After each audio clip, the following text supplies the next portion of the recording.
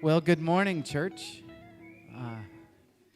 My name is Lars Carlson, and this is my wife, Chloe, and we are very excited to be here this morning to help with the music and worship this morning.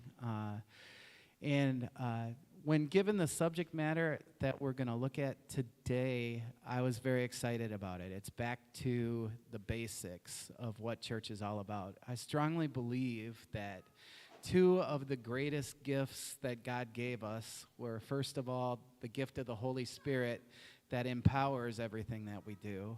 But secondly, it's the gift of the church, the gift of each other, so that we're not alone, that we're prayed for, that we're loved, that we're cared for, all of those things. So I want to thank you so much for having us today to be a part of things. I'm going to sing a song, and I'm going to hopefully teach you the chorus to it so you can at least sing that with me. So if you want to stand, you're welcome to stand. Your part goes like this. It goes, take me back to a place that feels like home, to the people I can depend on, to the faith that's in my bones. Take me back to a preacher and a verse where they've seen me at my worst, to the love I had at first. I want to go to church. Can we try that? Here we go. Ready? Take me back to a place that feels like home, to the people I can depend on, to the faith that's in my bones. Try that one more time. Take me back to a place that feels like home, to the people I can depend on, to the faith that's in my bones. Keep going now. Take me back to a preacher and a verse where they've seen me at my worst, to the love I had at first. I want to go to church. All right, one more time. Ready? Take me back to a place that feels like home, to the people I can depend on, to the faith that's in my bones. Take me back to a preacher and a verse where they've seen me at my worst, to the love I had at first. I want to go to church.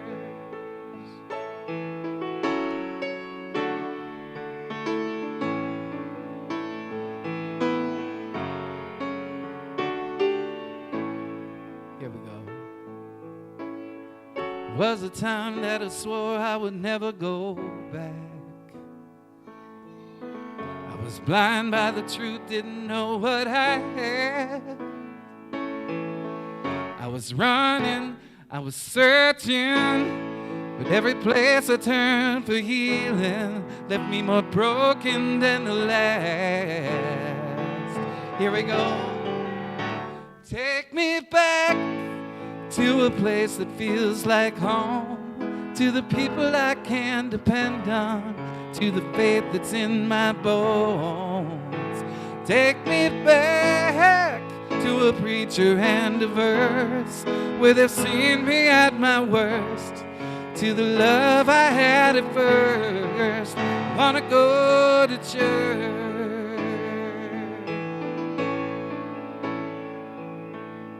Tried to walk on my own, but I wound up lost. Now I'm making my way to the foot of the cross. Not a trophy for the winners, but it's a shelter for the sinners. It's right where I belong.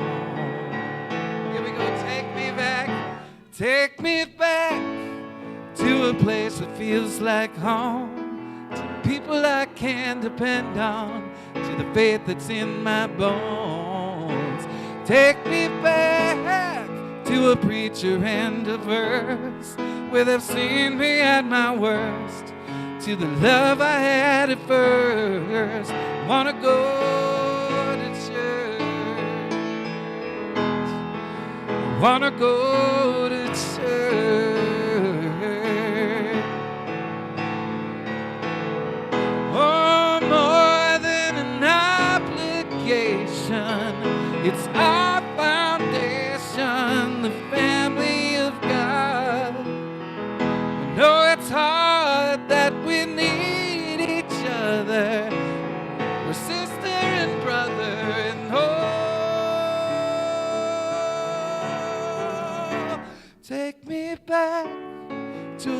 place that feels like home, to the people I can depend on, to the faith that's in my bones.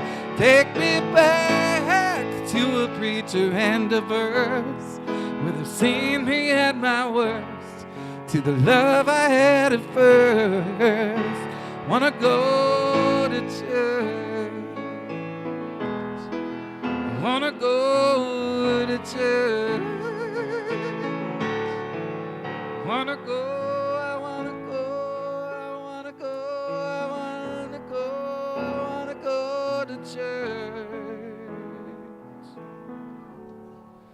I wanna go to church.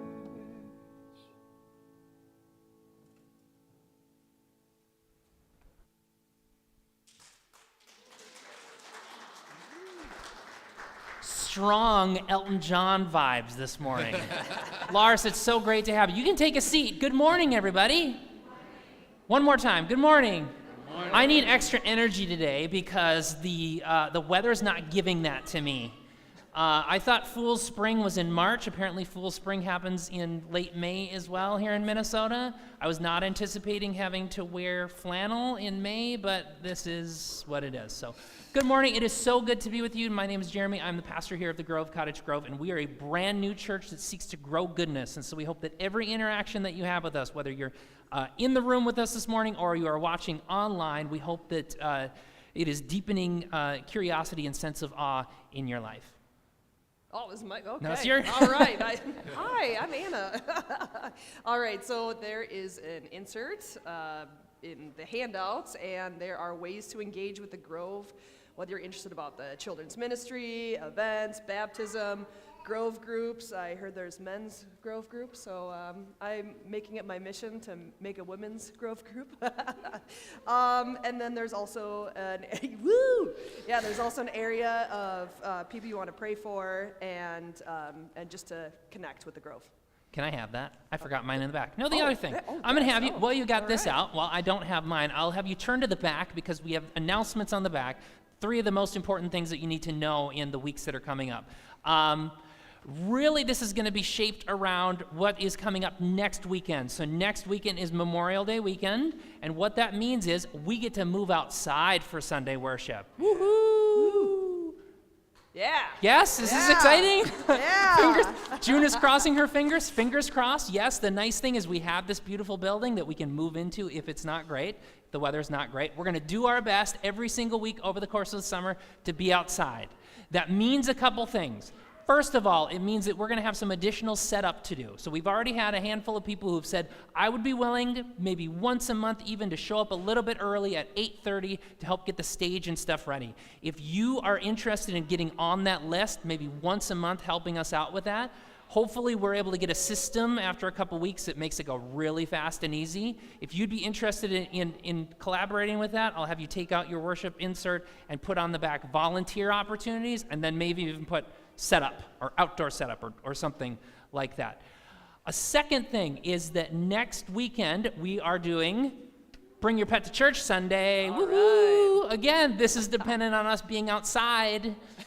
You don't want the dogs inside here? Maybe don't have the dogs inside. We've actually had animals in here before, but if it ends up being not great weather and we have to be inside, we'll just push it back a week because we can. But bring your pet to church Sunday. Bring your dog, bring your cat, bring your, it sounds like there might be a tortoise. Oh. Yeah? All right. Guinea pig, things that will not get eaten or eat other animals. That's our goal, is to have no pet casualties. Bring your pets. It's gonna be a good opportunity for us to have fun, maybe to invite other people to some sort of fun church thing, and then we'll have a pet blessing as a part of the service as well. Last thing that has to do with next weekend, we're actually gonna be in between worship series. So we're wrapping up our current series today, Back to Basics, and then in 2 weeks we're starting a worship series called Cancel Culture. You're going to be hearing a lot more about that in the next week. But in between, next Sunday, we have no specific theme that we want to talk about. I want to hear from you the things that you want to talk about. What are the things that keep you up at night? What are the questions that you have? What would you like to hear somebody else or your church talk about? If you have something that comes to mind in the next half hour or whatever before we collect those inserts, write it in the feedback part of the worship insert on the back. There's a box at the bottom. Write your ideas of something that you might be interested in hearing about, and it just might get chosen for the theme for next week.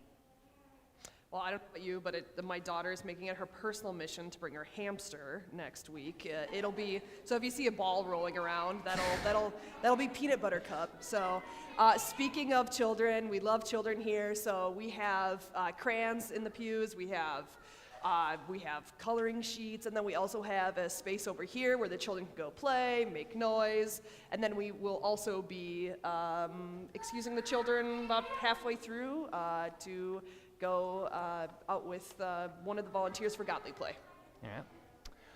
Okay, and now with that, what we're going to do is what we call connection point. We are all new at this thing. Building meaningful relationships is super important, and so what we do is we give you a discussion prompt for you to get up, make yourself a little bit uncomfortable, and talk to somebody near you that you don't know or don't know very well, and discuss this question: what makes a place feel like home? So we're going to be talking today about the difference between just a house and a home. What are the things that to you makes a place feel like home? It's the people or the things that are there. What are those things? So we're going to give you a couple minutes to do that. We'll have a song playing in the background while you do that, and we'll reconvene right after that. So stand up, find somebody next to you that you don't know very well, discuss what makes a place feel like home.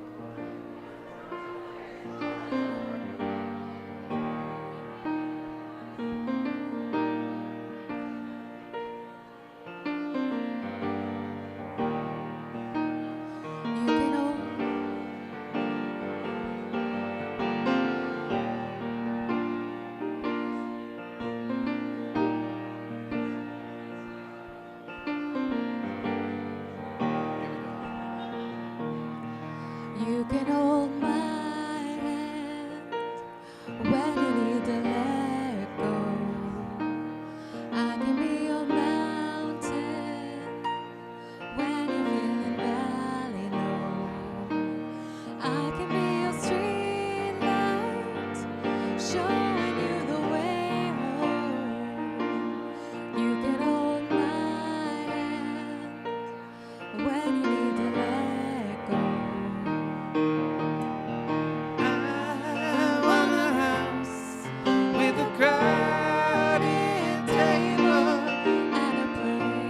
Place by the fire for everyone.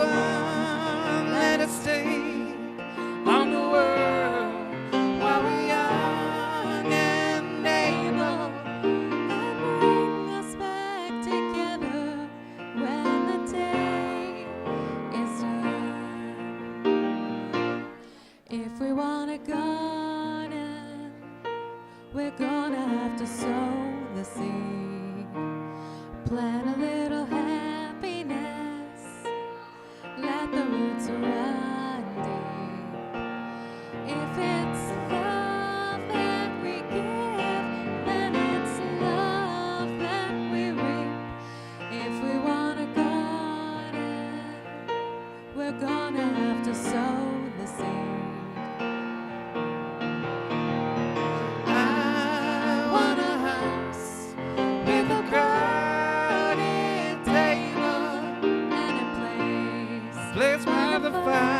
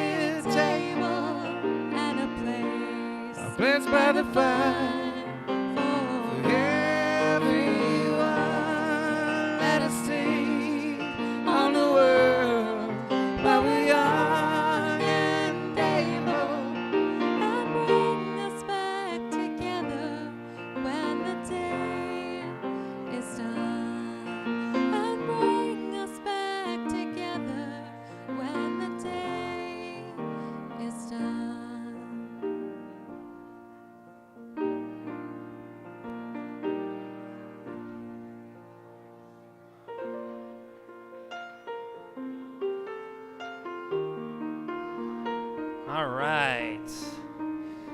Keeping me on my toes today, I've got some extra responsibilities. Lars had kind of alluded to it. We're without one Katie Eckeberger today. Katie and Jacob are in Bloomington, Illinois. Katie's grandparents both died over the last year, and so what they decided was they were going to wait until, one, they both died, and two, once they had the opportunity to gather the whole family together. So they are in Bloomington, Illinois, gathering together with their family to celebrate the lives of their grandparents, and we'll be back next week. In the meantime, we're super happy to have Carlson's here. So a couple things. Oh, I forgot this again. All right. Again, usually Katie does this. This is the last week of our Back to Basics series, and what that means is it's the last week to participate with our worship wall back there, where you can take one of the prompts from these cards on the wall, take it home. Each week we've been talking about a different one of our values, and Katie has said she very purposefully chose some very specific fun prompts, and she wants to make sure that you make use of them. So I would encourage you at some point during the service or after the service today to go back there, take a prompt, bring it home, try to do what's on that prompt. And as she has also said, the bottom row has prompts for kids, specifically for kids. Yeah, get back there. There's prompts that are like eye level or just above eye level for kids to be able to participate in those as well. The other thing is that we're about to do another song, but then we'll have offering baskets going around. This is your opportunity to, one, drop in those worship inserts. Let us know you're here. Let us know any information that you are interested in. And then secondly, giving to the Grove is one of the best ways to support what we're doing in Growing Goodness. So there's lots of different ways to give. Many of you give in very tangible ways, showing up on Sunday mornings, volunteering with us, getting involved, and giving financially is another one of those ways to continue the work that we're doing in Growing Goodness in this church and in this community. So with that, we'll have our two offering people come forward and continue in worship.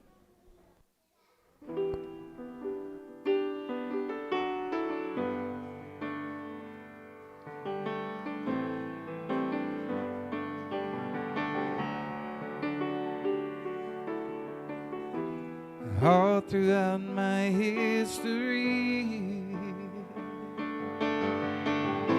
your faithfulness has walked beside me. The winter storm made way for spring. In every season, from where I'm standing, I see the evidence of your goodness all over my life, all over my life. I see your promises in fulfillment all over my life, all over my life. Yeah. Help me remember when I'm weak. Fear may come, but fear will leave. You lead my heart to victory.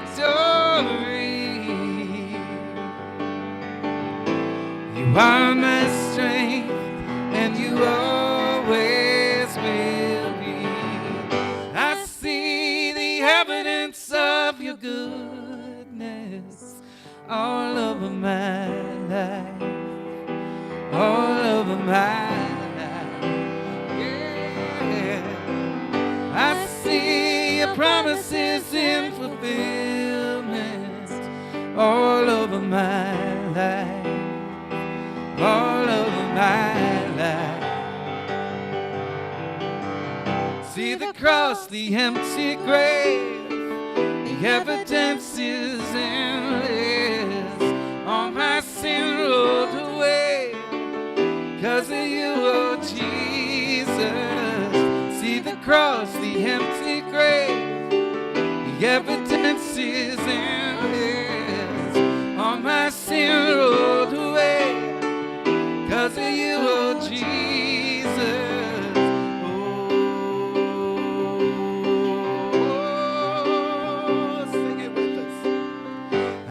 see the evidence of your goodness all over my life, all over my life. I see your promises in fulfillment all over my life, all over my life. Why should I fear? The evidence is here. Why should I fear? Oh, the evidence is here.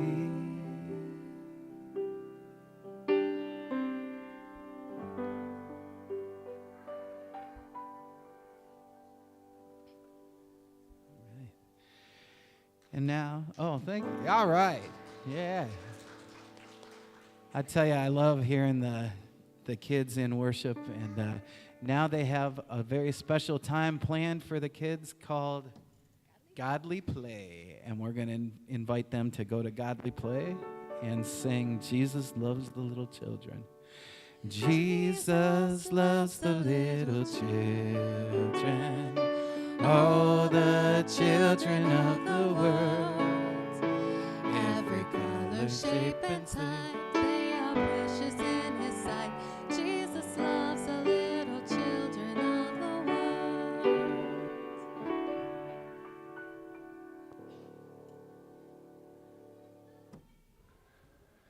So before we get started, two different things we're going to do up front before I get into my message.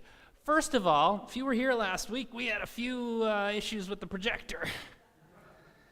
I came in here to fix them this week, and guess what? Working completely fine. I didn't have to do anything. I'm under there last Sunday pulling cords, plugging them back in, nothing worked. I just came in here last week, didn't have to do anything. It's working just fine. So. What that meant, though, was that we had this video that we were showing of the Ball family, and you got to see, what, a quarter of it maybe? It was just flashing in and out. You got to hear it but not see it. So before I start, we're actually going to watch that again right now.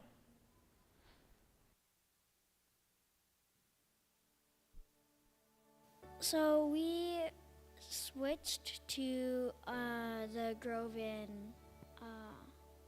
Woodbury.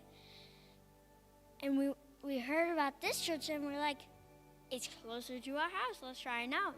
And we got hooked from there. I think partially also we were looking for a place that felt like closer to home, both like emotionally but also geographically. I really like working in the tech booth. It's really fun. And I enjoy the songs. I enjoy the sermons myself. I love being challenged and being asked to think critically about stories and think about the ways that maybe we haven't thought about them before. I always feel like I'm treated like a smart person coming in, that it's not just, here, let me tell you what to believe now. I love the feel of the church. It just feels, we talked about how it feels like scrappy. Like, it's a good place to figure out what you think and what you believe, and I really like that about this church. Kids are really welcome. It's just fun, okay? People come from all kinds of different faith experiences and backgrounds, and like there's no wrong way to walk in the door, Because it's new and everybody is learning and everybody is getting to know each other. So you're part of something, part of a new movement. You also get really good stage directions. Like, they're going to tell you, okay, now we're going to stand up, and now we're going to sing a song, and now we're going to do this thing, and why? There's nothing to fear as they grow. They're just inclusive, and you won't feel left out. I think it's aggressively welcoming. It's friendly and warm and accepting, and if you're looking for a way to contribute to growing goodness, you can plug in and feel connected and feel welcomed right away.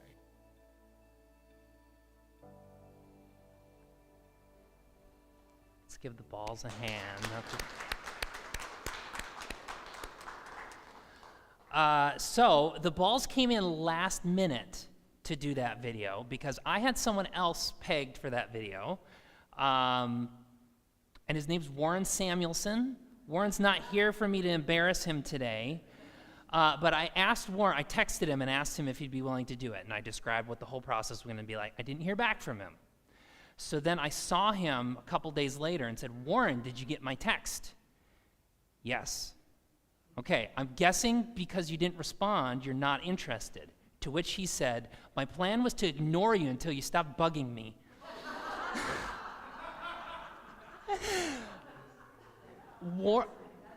That's Warren.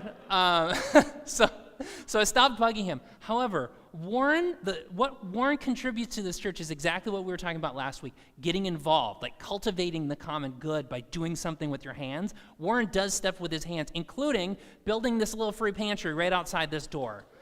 So he built this for us. He's building them for other places around the community.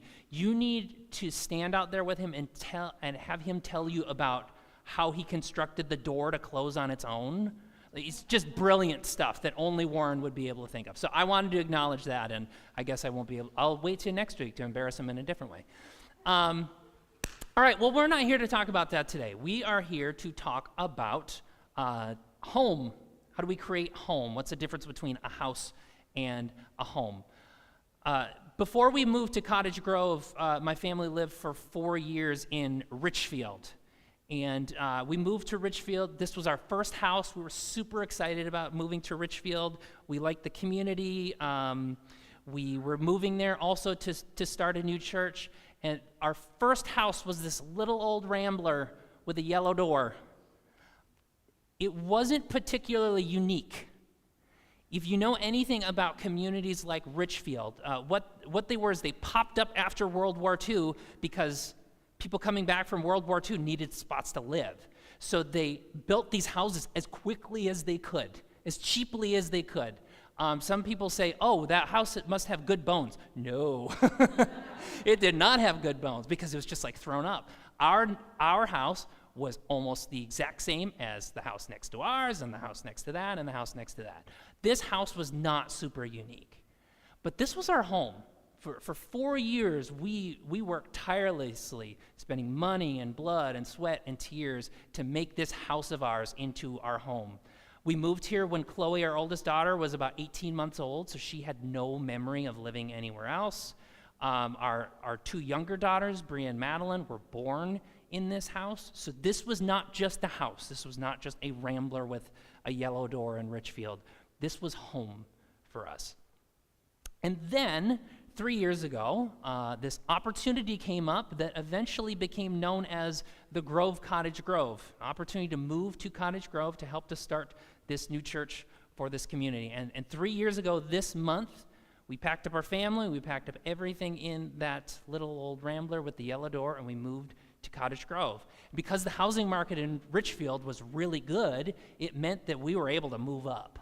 It meant that we were able to get a bigger house, a house that was newer with better bones, still not great bones necessarily, but better bones.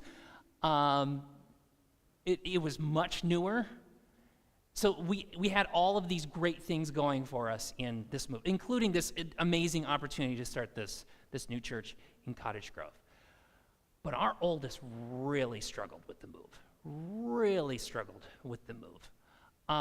And every time we were near Richfield, she wanted to go past that house. She wanted to go past the little old rambler with the yellow door, which was really complicating because we kept her in that school to finish out the year. And so when we went back to Richfield was every single weekday for 5 weeks. Every single weekday for 5 weeks, we're driving back to that neighborhood, driving back by that house. We're trying to explain to her, this is a great opportunity to do this new thing. We have a new house, a bigger house, a nicer house. Didn't matter. This wasn't home. This was home to her. We couldn't explain it away. And yet, like, those were super complicated and super legitimate feelings for this 5-year-old, right? That she dealt with it for months and months and months. And yet, what we're trying to get through to her was, if that continues to be your home instead of you embracing this new place as home, you're going to miss out on something really good and really important. This was the kind of the situation that the exiles found themselves in. We've been working our way through, we're in the last week of this series called Back to Basics, where we've been talking about our values as a church and how those values might apply to us as individuals, our values being the things that matter most now and always have. And we've been looking at the story of the exile and the return from the exile. This stake in the ground, everything is now different moment for the people of Israel. They were forcibly removed from their homes and everything that was familiar to them, and it forced them to have this reckoning. How were they going to understand God, themselves, and the world differently because of this event that was like thrust upon them? Well, as we have also talked about, they eventually got the opportunity to go back to Jerusalem, to go back to this place that they or their relatives had been removed from. Another empire comes in, defeats the Babylonians, and says, you can go back now. You can. We're going to give you the opportunity to rebuild, not only rebuild the walls, but to rebuild the temple, which was seen as God's house. And there were really complicated feelings around that as well. You see, what they were attempting to go back to and attempting to envision or re-envision was not a little old rambler with a yellow door. What they thought of when they thought of home or God's home was this temple that was built by Solomon hundreds of years earlier, where there was no expense that was spared. There are these stories in the Old Testament, that these entire chapters, kind of like the ones where we read last week, that talks about the building materials and how the temple was constructed. And Solomon went to no expense, like he was going to spend whatever needed to be spent to make this temple immaculate. The point of the temple was for you to stand in awe of it. Probably not the best reason for a temple to exist, but this is what Solomon was trying to do. He wanted people to stand in awe of this temple and stand in awe of what he achieved by putting up this temple. And so as they returned home, as they were given this task of rebuilding, they were specifically going back to rebuild the temple, they knew it wasn't going to be the same. It was not going to be the same. They could tell, they could be told, oh, that's God's house, but that was not going to be home. It was not, could not possibly be the same. Well, the prophet Haggai, who was working during this time, had this to say about the experience that they were collectively going through. On the 21st day of the 7th month, the Lord's message came through the prophet Haggai again. Ask the following questions to Zerubbabel, son of Shealtiel, governor of Judah, the high priest Joshua, son of Jehozadak, and the remnant of the people. Who among you survivors saw the former splendor of this temple? How did it look to you now? How does it look to you now? Isn't it nothing by comparison? Even so, take heart, Zerubbabel, decrees the Lord. Take heart, Joshua, son of Jehozadak, the high priest, and take heart, all you citizens of the land, decrees the Lord, and begin to work, for I am with you, decrees the Lord of heaven's armies. Do not fear, because I made a promise to your ancestors when they left Egypt, and my spirit even now testifies to you. Moreover, this is what the Lord of heaven's armies has said. In just a little while, I will once again shake the sky and the earth, the sea and the dry ground. I will also shake up all the nations, and they will offer their treasures. Then I will fill the temple with glory. So the Lord of heaven's armies has said, the silver and the gold will be mine, decrees the Lord of heaven's armies. The future splendor of the temple will be greater than that of the former times. The Lord of heaven's armies has declared, and in this place I will give peace, decrees the Lord of heaven's armies. So Haggai first directs their attention backwards and says, hey, do you remember that old temple that Solomon put up? Some of you literally lived here before and you would have memory of it. if you're not old enough, if you're too young to remember that, you were maybe born in exile, do you remember your parents or your grandparents talking about that temple? This temple now is nothing like that. It's going to be nothing compared to that. Super helpful, Haggai, right? Yeah, he sees the bruise, he starts pushing on it. Yeah, that still hurts. But then he does a really quick pivot. Really quick pivot. He's talking about the past, remember that old temple, and he quickly pivots and says, you're right. You're absolutely right.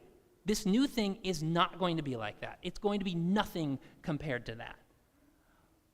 But maybe, it might actually be better. Maybe this is an opportunity for us not to go back to that old thing, but actually to do better. Have a vision for this new thing that is better, more beautiful, more expansive, more resilient even. And as we've seen over this series, the people of Israel, they were in this situation where they had to rethink what they thought about God, what they thought about themselves, and what they thought about the world. They could ignore it if they wanted to, but they couldn't unlearn what they learned. And those who were willing to embrace it as this opportunity to do better, to be better going forward, they started to see and act differently based on those three things. First, they saw God differently. They came to understand, oh, God maybe doesn't live in one spot. Maybe it isn't all about making this immaculate temple with four walls. Maybe God is with us wherever we go. Maybe God's throne is actually on wheels and can join us in the exile. That's what they come to understand about God. Well, then they come to understand something different about themselves. This is the first point at which they come to a collective understanding of their identity as Jewish people. Before that, they may have been Israelites, they may have been the people of Judah, they may have been the people of Israel, but now they are Jewish because their identity is not like confined to a physical space. Their identity is around shared religion, shared culture, and that can go with them wherever they might land. And then they came to a different, new, more expansive, more resilient understanding of what the world was like, and they start writing stories that reflect that. That's how we get our Old Testament today. They started telling or retelling these stories through the lens of the exile, through the things that they learned about God and themselves, in a way that would invite more people into the story that they were telling and that they were living. So no, the temple, their home, was not going to be the same. It was not. But maybe, just maybe, it could be different, it could be better, it could be more expansive and more resilient, even as they rebuilt. Now, it's important to know that eventually they did rebuild. They rebuilt this temple. It was physically bigger than Solomon's temple. It wasn't necessarily better, like the material-wise, but it was bigger. They thought it might be more resilient, more inclusive, and yet what they found going forward within a few hundred years, that one gets knocked out too. And it is the result of them putting up walls, them excluding, them not continuing to learn the lessons of understanding God themselves and the world. It's almost like there's a constant renovation process that needs to happen. I think this idea of the temple, the destruction of the temple, the rebuilding of the temple, maybe the constant renovation of the temple is a really potent metaphor for life and for the life of faith. Many of you have probably at one point had this really resolved, really monolithic, really solid understanding of yourself and of God and of the world.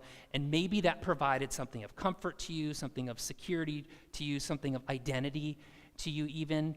And yet I know, because I know most of you have heard your stories, and within my own story, there have been these points when that glorious temple just starts slowly or really quickly coming down. And it's revealed to be something that is very different from that which we thought it was. Sometimes that's like, it starts coming down brick by brick slowly over time, and other times it has like literally been destroyed. Either we've destroyed it, or often it's been destroyed by somebody else. Maybe you have had the experience of thinking you know everything that you need to know about God, yourself, and the world. And that might be a comforting thing. And yet what we find, what I would argue, is that there's not a whole lot of awe in having all the answers. There's not a whole lot of room for growth and learning of new and even exciting new things. Maybe you have been in the spot where you started learning more, you started asking more questions, and that may have started as comfortable for you, but then started getting uncomfortable, and then, more importantly, started getting uncomfortable for other people, and slowly those blocks started coming down.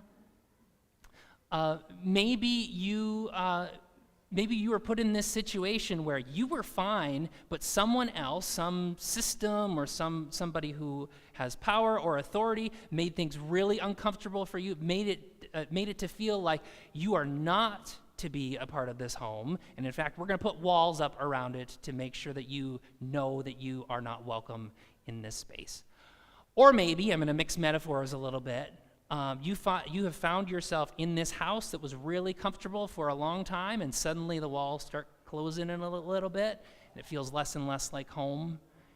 And you're like, I guess I don't belong here anymore, and this is no longer home. Hi, Ivy. Good to see you, girl. It doesn't work anymore. We have, in many ways, in many different places, find that the thing that we once knew and once was comfortable and felt like home, it's not the same anymore. And yet I would argue that maybe, perhaps, what we'll find is that it's okay that it's not. And that actually maybe this is an opportunity to find a life and a faith and a life of faith that is better, stronger, more resilient, more expansive than the one that we are leaving behind. There's a lot of different reasons that the Grove Cottage Grove exists, and some of those are the values that we've talked about over the last 3 weeks. And one of the most important reasons that this community exists is because we believe in deepening our curiosity and sense of awe. That's one of our 4 guiding values. That's one of the 4 things that we say means the most now and always has. What we mean by that, deepening our curiosity and sense of awe, is that we never arrive. There's never a point at which we have this monolith and we're able to say, we did it. This is home.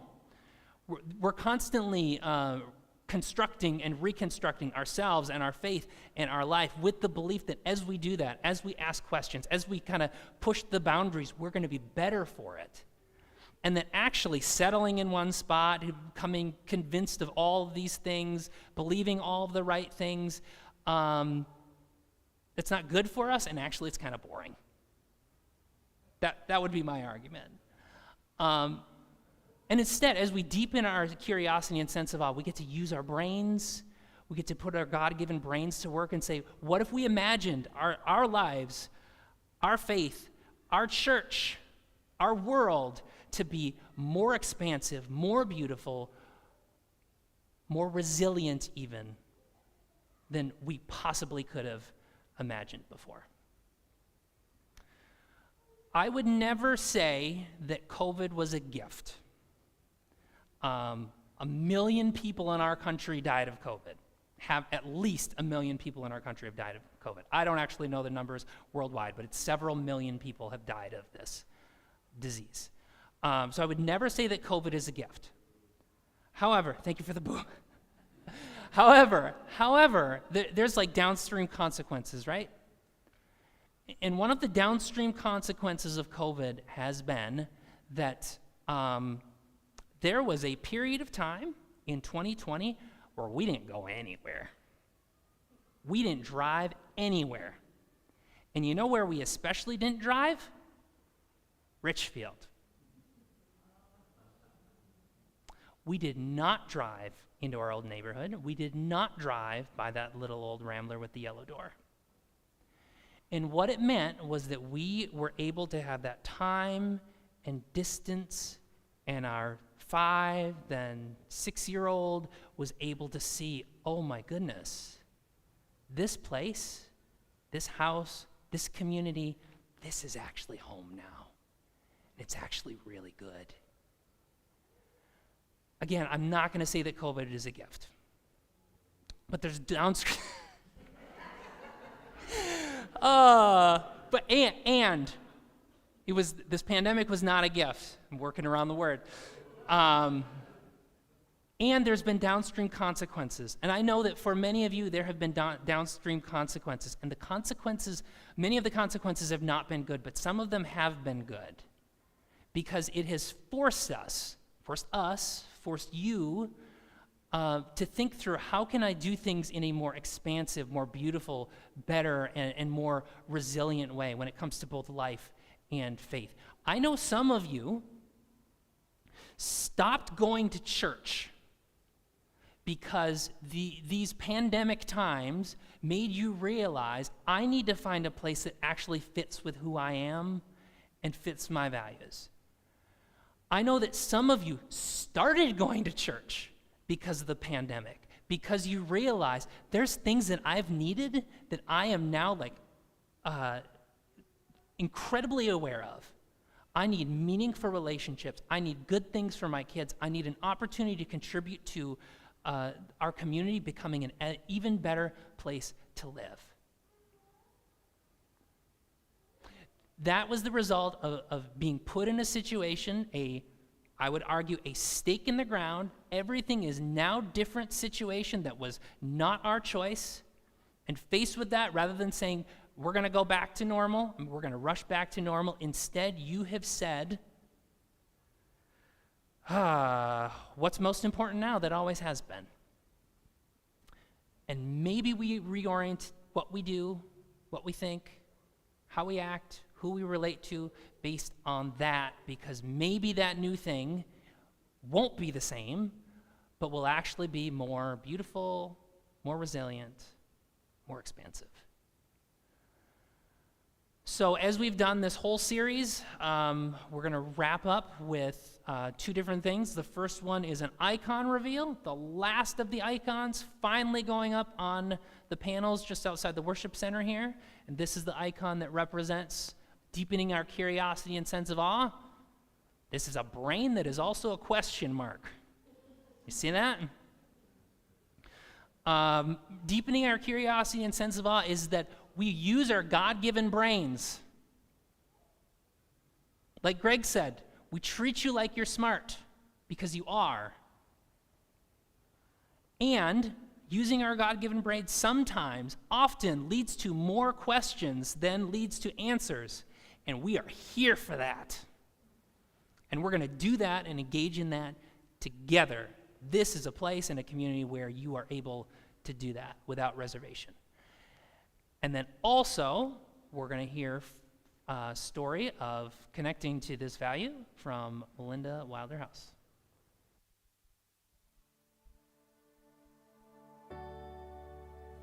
So I first heard of the Grove when I picked up with a friend of mine who had been coming virtually. Her name's Christy, and she told me her experience at the Grove so far, and it sounded like it was exactly what I was looking for in a church. I had considered myself a church orphan for a small period of time, and I was open to whatever came my way.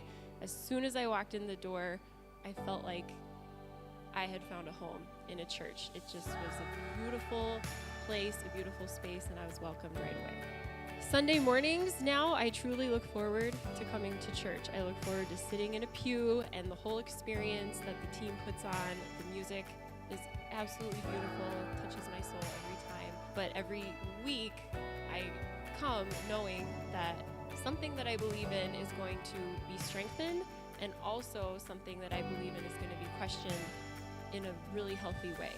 And I love anticipating that, and I love leaving with that feeling of safety in the wondering and the messiness that we all live in. I know for many of us, church can be a place that has not been welcoming in the past, or you may have trauma from church experiences, and I would encourage anyone to try out the Grove, feel the love that is here, and feel God's presence in the midst of a beautiful community that is not only welcoming, but really strong in their beliefs and in their ability to hold space for anyone who has hardship in their life. I have met many people who have stories here that brought me to tears or that made me feel a little bit more human, and you're going to find that if you take that step or that vulnerable stance of sharing or just listening to someone else. I truly believe that you will end up with a relationship with at least one person here that is going to change your life. And that's what I experienced almost in the first 2 weeks that I came here. I just felt scooped up. I just challenge anyone to take that step and to dive in and see what happens, because you're not going to regret it and God's going to meet you there.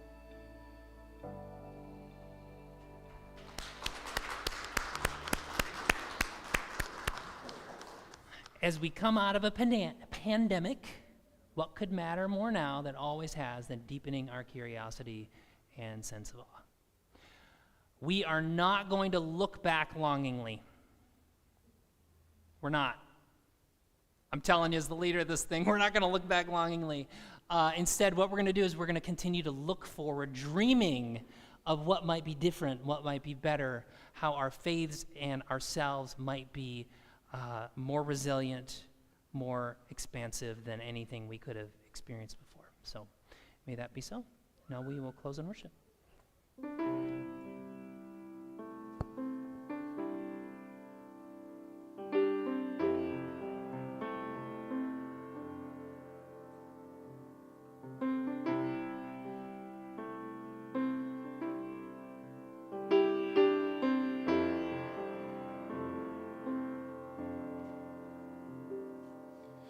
Come out of sadness from wherever you've been. Come broken-hearted, let rescue begin. Come find your mercy, O sinner, come near. Earth has no sorrow, heaven can't heal. Earth has no sorrow, heaven can't heal. Lay down your burdens, lay down your shame. Oh, who are broken, lift up your face. Wanderer, come home. You're not too far. So lay down your heart, come as you are.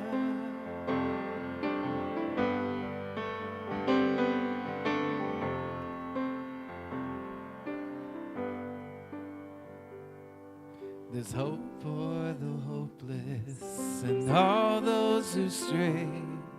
Come sit at the table, come taste the grace. There's rest for the weary, rest that endures. Earth has no sorrow, heaven can't cure. So lay down your burdens,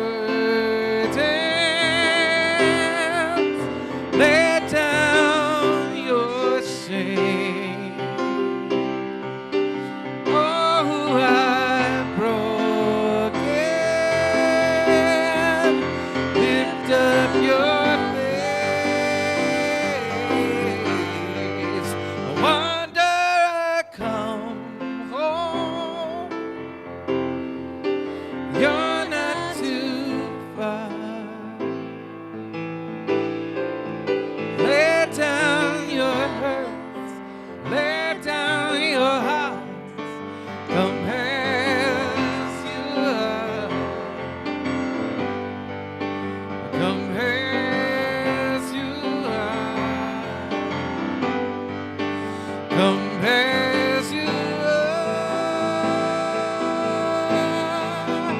come as you are,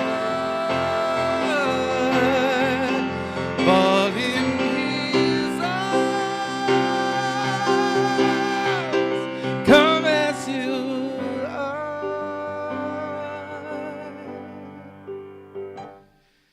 There's joy in the morning, oh sinner be still, 'cause earth has no sorrow heaven can't heal.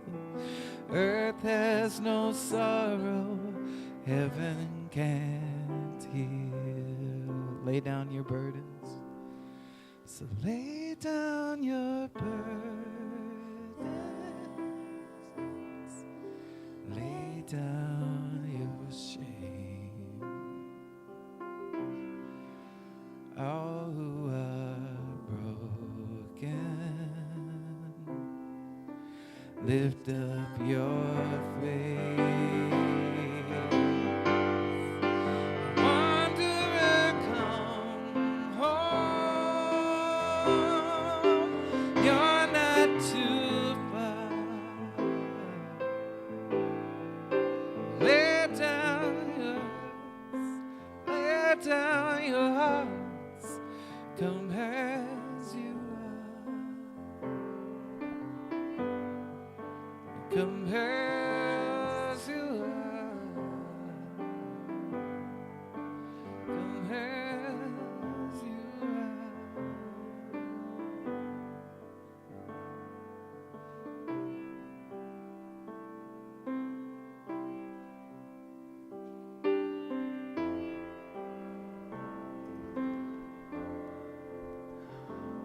Well, this has been a fun series. I'm looking forward to the next ones, but it has been fun to go through these values again and talk about the things that matter most to us, that always have, because they're things that matter to me as well as an individual. When we were starting this thing, I was committed to starting a church that I would actually want to be a part of. And so this community has been incredible for me to work through those values for myself. Deepening curiosity and sense of awe. I am feeling that for myself, just being a part of this community, and you contribute to that. As we go, I've got one announcement. Outdoor worship next week. Bring something to sit on. We will have folding chairs in case you don't have anything or you don't remember something. We'll have those, but otherwise bring a camping chair or a blanket or something to sit on. Worst case scenario, we'll move back in here. Y'all know how to do that. So, okay. I will have, as you are able, I'll have you stand up and extend your hands to receive the blessing.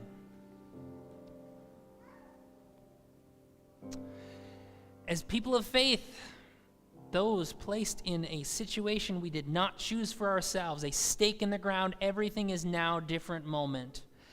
May we not look back longingly, but look forward with dreaming eyes about a faith, a life, and a world that is more beautiful, more expansive, and more resilient. Let that be so.